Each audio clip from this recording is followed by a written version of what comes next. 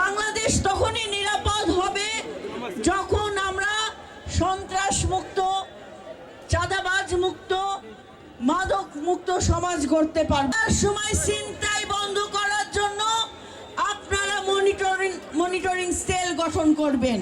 আপনাদেরকে বলে দিতে চাচ্ছি, আজকের এই মাঠে আপনারা যে আন্দোলনের ডাক দিয়েছেন, যে আন্দোলন গড়ে তোলার জন্য যে র্যালির আয়োজন করেছেন, আমি বিশ্বাস করতে চাই আপনারা মনে প্রাণে কেরানীগঞ্জকে মাদক মুক্ত করতে চান, সন্ত্রাস মুক্ত করতে চান।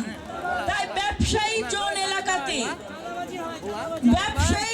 এলাকাতে সন্ধ্যার সময় ছিনতাই বন্ধ করার জন্য আপনারা মনিটরিং সেল গঠন করবেন।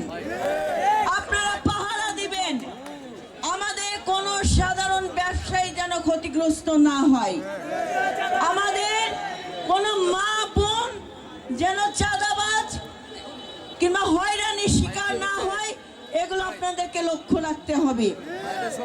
আইন শৃঙ্খলা বাহিনীর ভাইদেরকে বলবো, আপনারা কেরানীগঞ্জকে মাদক মুক্ত, সন্ত্রাস মুক্ত করার জন্য আমাদেরকে সহযোগিতা করেন, আমরা আপনাদেরকে সহযোগিতা করতে চাই।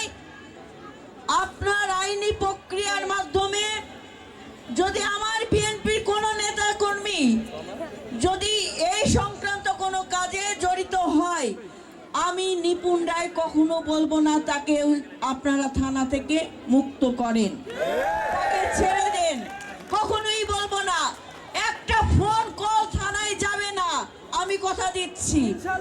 কারণ আমি বিশ্বাস করি যে আমাদের আগামী ভবিষ্যৎ তখনই নিশ্চিত হবে, বাংলাদেশ তখনই নিরাপদ হবে যখন আমরা সন্ত্রাস মুক্ত, চাঁদাবাজ মুক্ত, মাদক মুক্ত সমাজ গড়তে পারবো ভাইয়েরা।